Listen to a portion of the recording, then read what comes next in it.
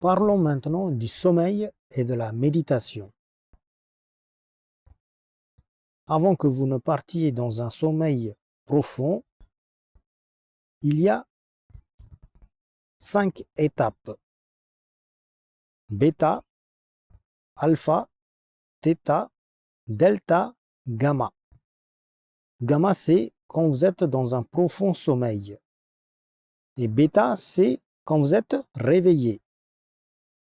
Donc, entre ces deux, il y a alpha, theta, delta. Delta, c'est quand vous avez dormi. Gamma, c'est quand vous êtes dans un profond sommeil. Donc, il nous reste alpha et theta. Alpha, c'est quand vous commencez à dormir. Et theta, c'est quand vous avez dormi, mais vous êtes conscient du sommeil. C'est ce que l'on appelle l'état d'hypnose. D'ailleurs, il y a même une méditation là-dessus qui s'appelle Theta Healing. Je mettrai un lien dans la description. Alors, le rapport entre le sommeil et la méditation, c'est que quand vous méditez, vous commencez à partir dans un sommeil. Peut-être pas dans l'état delta. Delta, c'est quand vous avez dormi complètement, mais plutôt dans l'état alpha et theta. C'est dans cet état alpha que vous allez rentrer en contact avec des entités.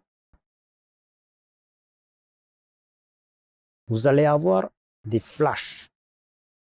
Vous allez avoir des réponses à votre question via des rêveries. Dans cet état alpha, vous pourriez faire des rêves comme étant des flashs et avoir une réponse à votre question. Si vous avez posé des questions à votre Dieu, par exemple, à votre guide. Donc voilà, quand vous devenez sorcier et que vous posez une question à votre guide ou à votre Dieu, par exemple, vous aurez une réponse quand vous êtes en méditation, quand vous rentrez dans la phase alpha, c'est-à-dire de bêta à alpha. Donc je rappelle qu'il y a 5 étapes, bêta, alpha, theta, delta, gamma.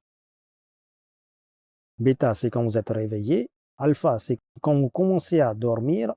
Theta, c'est quand vous êtes dormi, mais vous êtes conscient que vous êtes endormi. C'est l'état d'hypnose. Delta, c'est quand vous avez dormi, mais vous êtes inconscient que vous avez dormi. Et gamma, c'est quand vous êtes dans un profond sommeil.